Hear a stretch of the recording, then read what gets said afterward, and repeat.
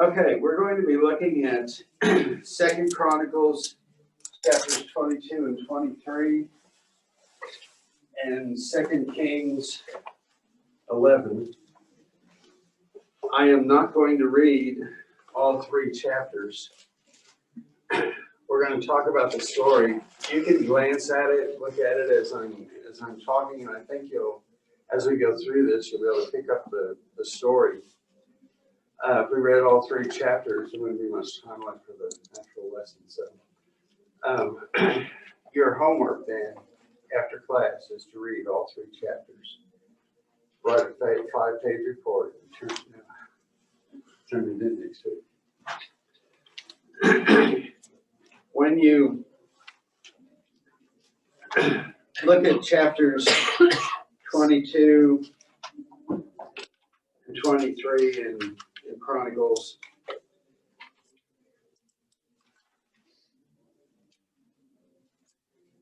there's a whole lot of information about kings and the differences of different families. And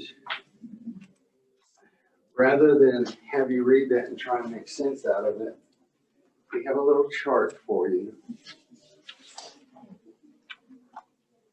You can't tell the players without a scorecard. Can you all share?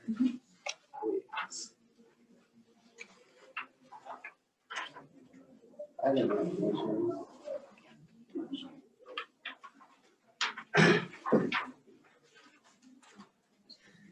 How about this? Okay. You'll notice that in the kingdom of Judah, we start off with David, and then Solomon, Rehoboam, Abijah, Asa, and Jehoshaphat were the kings of Judah. And we're going to pick up with Jehoshaphat's son, Jehoram, and who was the king at the time. And also at the same time, we have in Israel the son of Omri was Ahab. Ahab, for those of you who know your Bible, married Jezebel.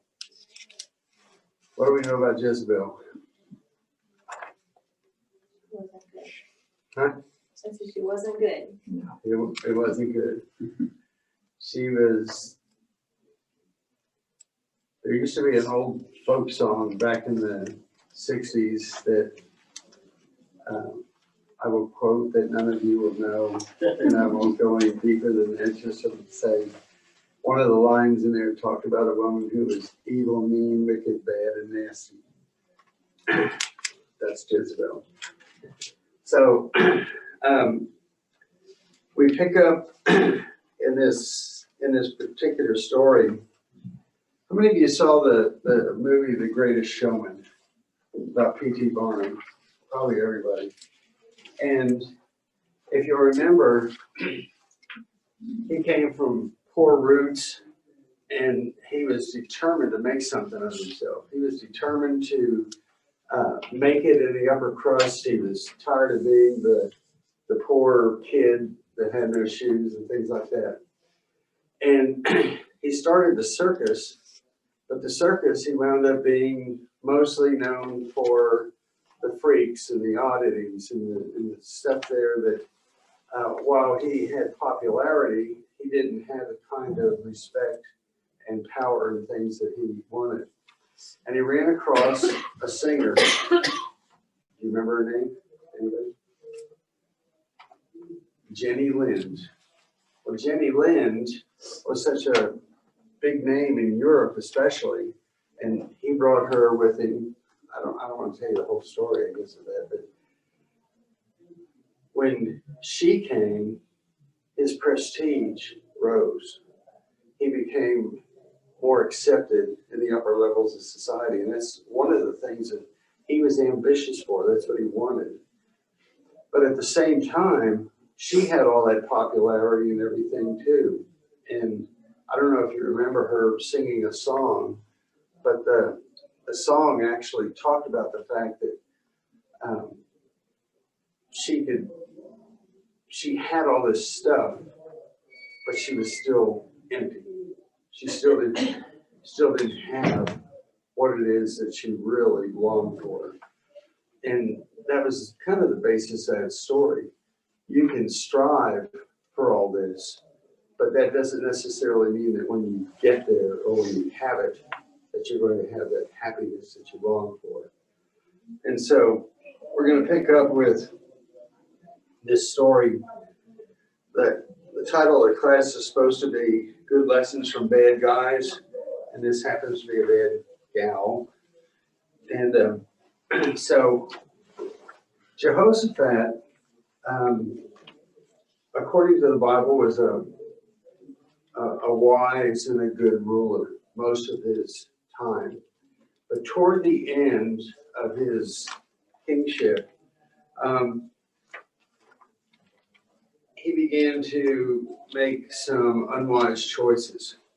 And one of the decisions that he made was that he wanted to try and create an alliance on behalf of his son. Now he said in 2 Kings chapter 8, I didn't tell you to go there, but in 2 Kings chapter 8, 6 through 18, it says, in the 5th year of Joram, son of Ahab, king of Israel, when Jehoshaphat was king of Judah, Jehoram, son of Jehoshaphat, began his reign as king of Judah. He was 32 years old when he became king, and he reigned in Jerusalem 8 years. He followed the ways of the kings of Israel as the house of Ahab had done, for he married a daughter of Ahab. Now, Jehoshaphat wanted to have peace with the house of Israel, and he, at one point in the Bible, we see in 2 Chronicles, he developed this huge fleet of ships, and they were supposed to be trade vessels, and they would sail from Judah to Israel, and they were in the Mediterranean Sea, and they were going to create this tremendous alliance that would make both kingdoms prosperous. The only problem was God didn't want that to happen. And before the fleet could even sail, before anything even happened, God destroyed the entire fleet to stop that. And so while he was trying to do that, I don't know whether it was out of desperation, maybe, whether he was just old and wasn't thinking clearly, but he left trusting God and began trusting himself. And this is when he set up a marriage with Jezebel's daughter, and her name was, I always say this wrong, Athaliah, right? I had to get out of Google and have him pronounce it for me. So Athaliah. And so Athaliah became Jehoshaphat's son's wife. And that was supposed to form that alliance. Now, I can get myself in a lot of trouble here.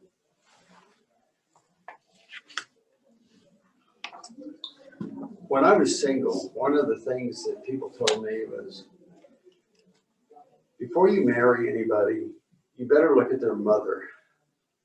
Yeah, you're on thin ice. Well, I'm just telling you what I was told. Just not quite sure where you're going there.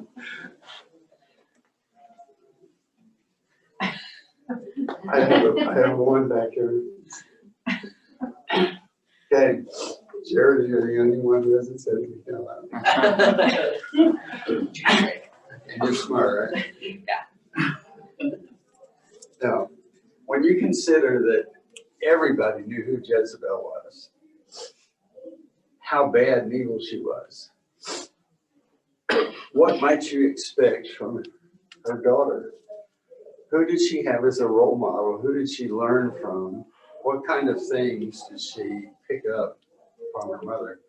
And it turns out that not only was she Jezebel's daughter, but she was Jezebel's daughter twice over. And we're going to find some situations that she goes through. He did arrange this marriage in an effort to ensure peace. Now,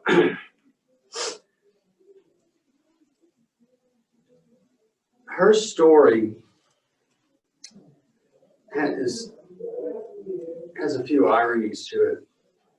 Athaliah's name translates, I don't know if you have it in your Bibles, you have little notes at the bottom, but her name translates as the Lord is strong and the Lord is exalted. Now, that's kind of, we're going to see that that's kind of ironic because of what she does with her life. Her goals really weren't anything that was God-oriented.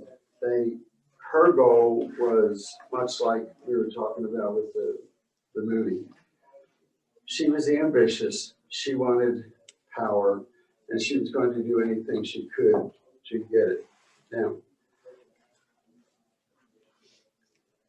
in 2 Chronicles chapter 21, verses 16 and 17, it says, "The Lord aroused against Jehoram the hostility of the Philistines and of the Arabs who lived near the Cushites. They attacked Judah, invaded it, and carried off all the goods found in the king's palace, together with his sons and wives. Not a son was left to him except Ahaziah, the youngest." So, Jehoram, when he was made king, departed from his father's ways, from Jehoshaphat's ways, and he became an evil king. Now,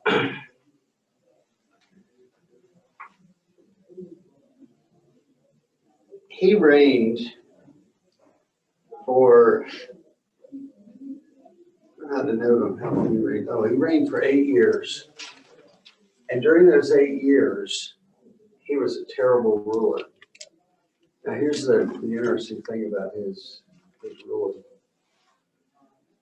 When he got so bad, God inflicted him with an incurable disease. And we are told in the Bible, in these stories, that when he died, no one came to his funeral. No one mourned his loss. It was like, he is so bad, we're glad he's gone. And it was more like they had parties because he died, rather than nobody actually mourned his loss because he was so evil. Just out of curiosity, I'm going to throw this out and think about it, and then we're going to talk about it a little bit more.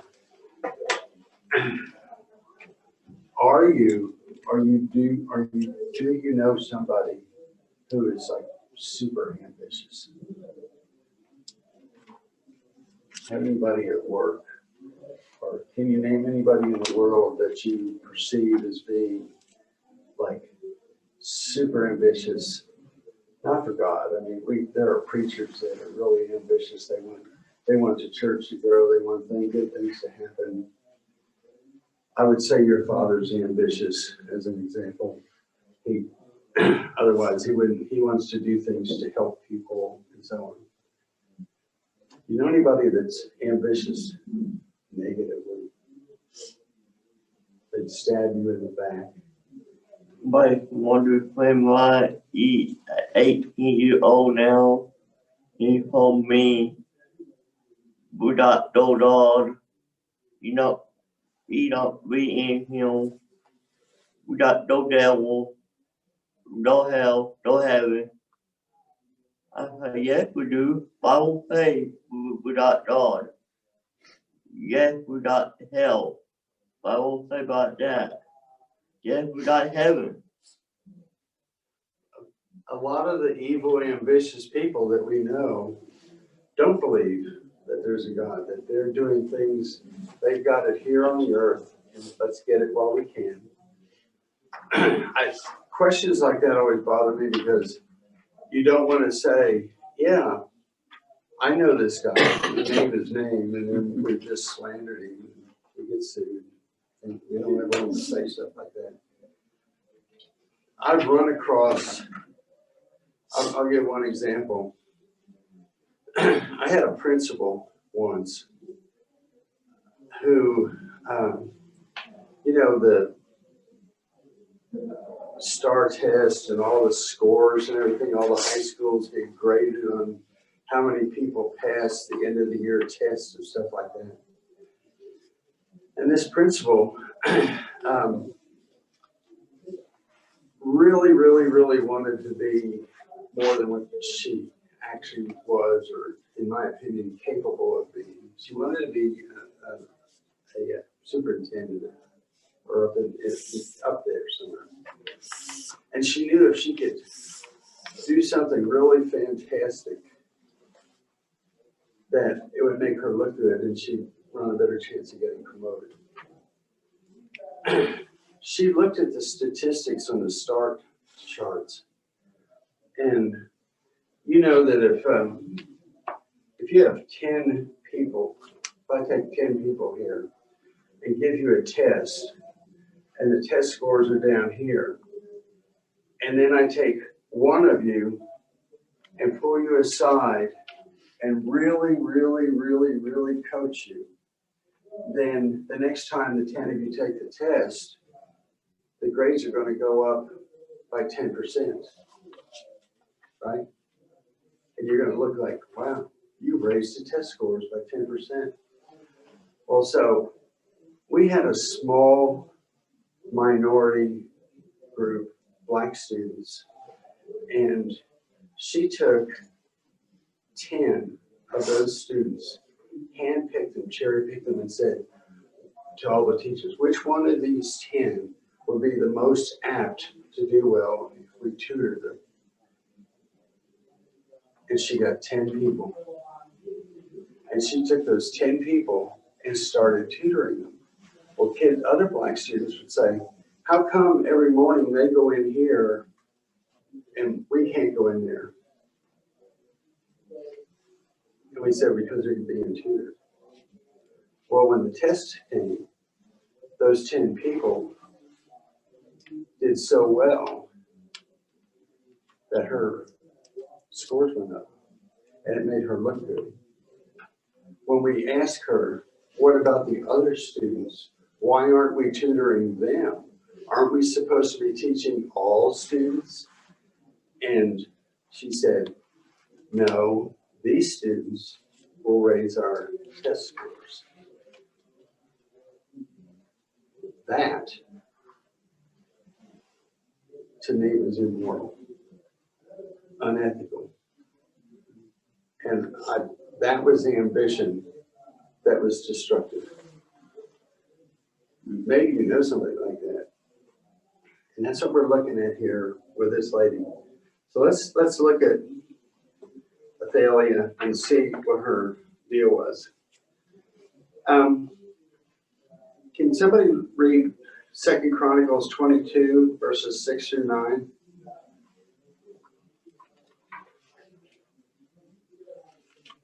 I can read it. And he returned to be healed in Jezreel of the wounds that he had received at Ramah when he fought against Hazael, king of Syria. And Ahaziah, the son of Jehoram, king of Judah, went down to see Joram, the son of Ahab, in Jezreel because he was wounded. But it was ordained by God that the downfall of Ahaziah should come about through his going to visit Joram. For when he came there, he went out with Jehoram to meet Jehu, the son of Nimshi, who the Lord had anointed to destroy the house of Ahab. And when Jehu was executing judgment on the house of Ahab, he met the princess of Judah and the sons of Ahaziah's brothers, who attended Ahaziah, and he killed them.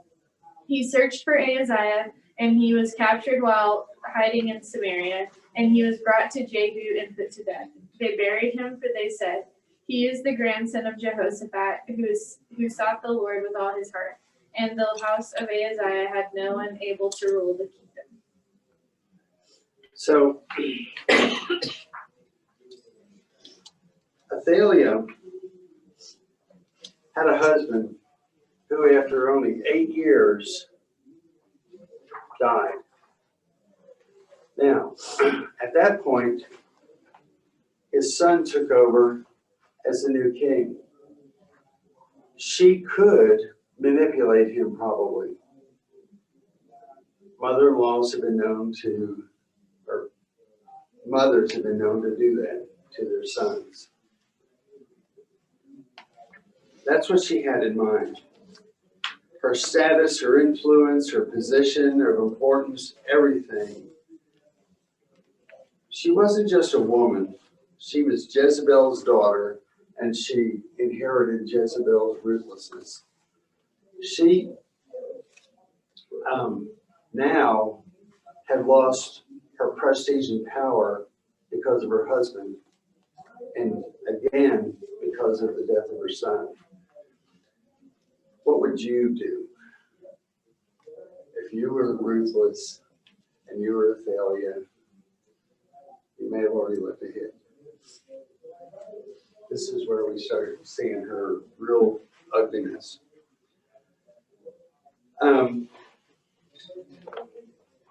When you look at 2 Chronicles 22, 11 through 12,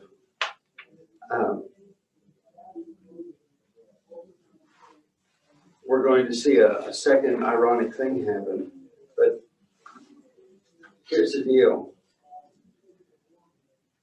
In between the death of her son and what we're getting ready to read here, she had executed all of her grandchildren, all of her children, executed, had them all killed, so that no one could challenge her power, and that she, in fact, would be the one that was in power.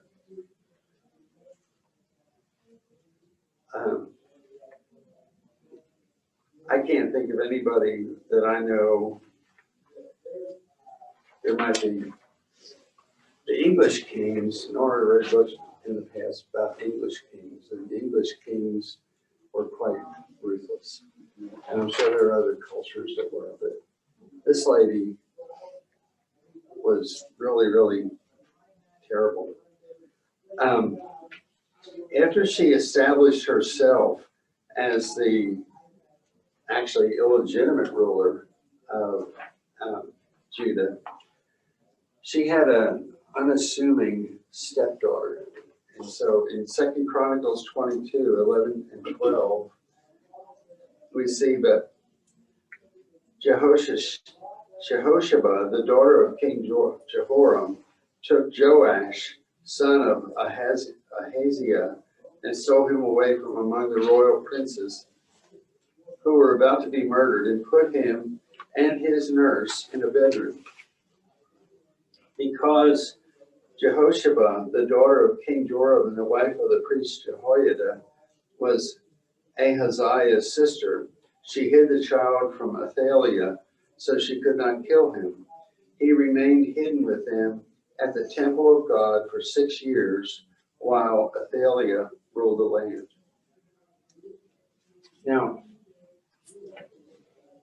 why would they hide this kid in the temple? And how could they get by hiding him in the temple for 6 years? Maybe she didn't go there. She never went there. She established Baal. If you read if you go back and read this, you'll see that she established worship centers for Baal, and she practically destroyed the temple. she didn't take care of it. She never went there. She didn't believe in it. And so they thought that would be the safest place to actually hide this child. And it turned out to be true.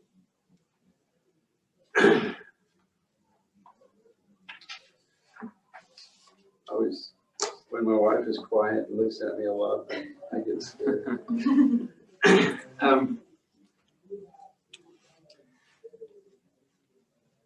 Why would it be important for that one young person to be saved? For the line of David to continue. Right, for the line of David to continue. If you look at the little chart, in order for the line of David, which came through Jehoshaphat and Jehoram, there had to be one. If it died right there, if she had killed all the babies, then God's plan for our salvation, for Jesus, would be destroyed. So,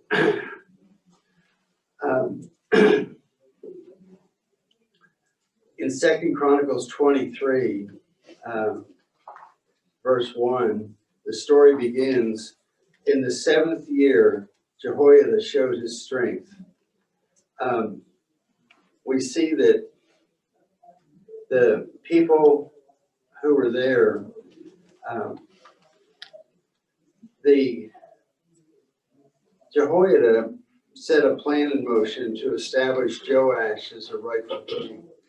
What he did was he organized all the temple guards, all the people of importance. He actually organized a small army for the sole purpose to protect this particular heir. They got together, and as we look in the story, it's in 23 verse 3, it says, the king's son shall reign as the Lord promised concerning the descendants of David. Back in 2 Kings 11, verse 8, that correlates with this, it says, station yourselves around the king, each of you with weapon in hand. Anyone who approaches your ranks is to be put to death. Stay close to the king wherever he goes. Jehoiada got a crown, put it on Joash's head, and everybody anointed him and shouted, long live the king. Now, in verses 11 through 13, it says, when Athaliah heard the noise of the people running and cheering the king, she went to them at the temple of the Lord. She looked, and there was the king standing by his pillar at the entrance. The officers and trumpeters were beside the king, and all the people of the land were rejoicing and blowing trumpets, and musicians with their instruments were leading the praises. Now, this is another ironic situation here. She was so opportunistic, such a power grabber, such a ambitious person, that she wasn't about to submit to these events. She wasn't about to just say, oh, okay, so he's the king, and walk away from this. So when we look in verse 13, it says, Athaliah tore her robes and shouted, treason, treason, which is ironic, since that's what she's been doing since the beginning, was employing treasonous acts against her husband and then her son.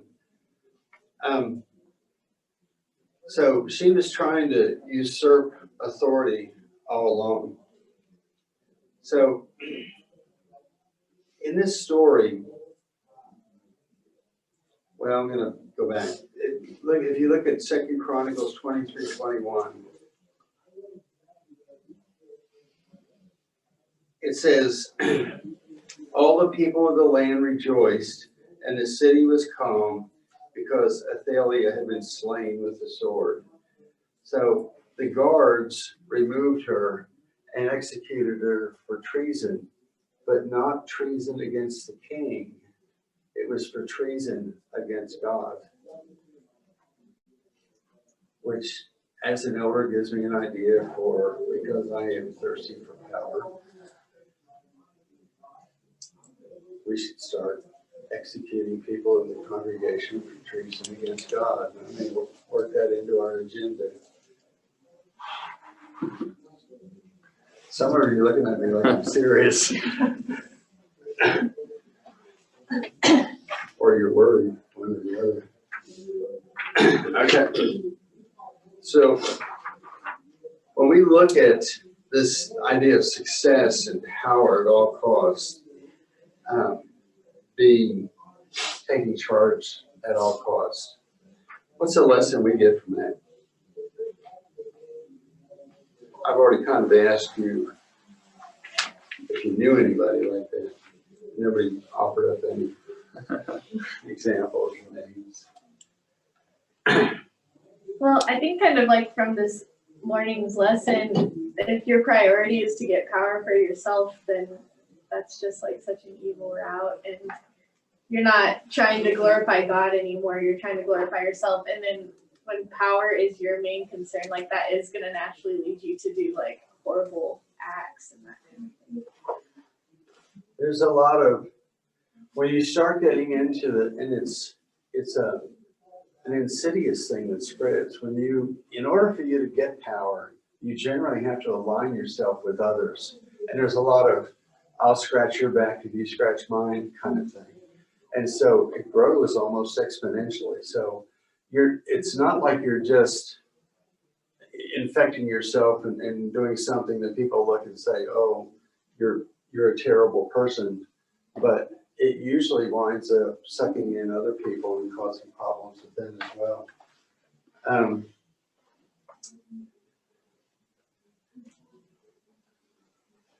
One of the things that we have trouble with, I think, as humans, we say that we believe that in all things we can glorify God. And then we had come down with cancer or die from COVID or have something terrible happen to us. And we don't want to praise that. I remember when, y'all know Larry English is one of our elders. Larry was a well-respected individual. And one of the things that I remember vividly about his family was that when he died, there wasn't any blaming of God. There wasn't any negativity about it. It was all, this will glorify God. His life, his story, all about him will do that. And it's hard for us sometimes in the midst of really negative, bad things to glorify God when we're suffering, to say, God be the glory out of this. And so it's hard for us to see sometimes that things that are happening to us in our life are, and our response to them are supposed to be ways that we can glorify God. I guess that's what the lesson's about this morning. I don't know what the sermon is for the first period. You know that old saying, what you reap, you'll sow? You know, if you reap a lot of bad things, if you're about doing negative, terrible things in order to gain power, in order to do all that, you're going to get, I don't want to say karma, but you reap what you sow in that. And you will be blessed if you do take care of God and do things for his purpose. Go ahead. I think there's always a temptation with power. That's why there's that expression, power corrupts. I think Athaliah was corrupt before she had power, but anyone in any situation that attains some power can become corrupt. You and I have seen it in other churches, like with an elder who becomes the king elder. And nothing happens without his approval, nothing happens, you know what I'm saying? Yeah. I grew up in a church that had a king elder, and that's an instance of how power can corrupt, but it can happen anywhere, in a marriage, in a job. So it's just a lesson to us to remember that is possible.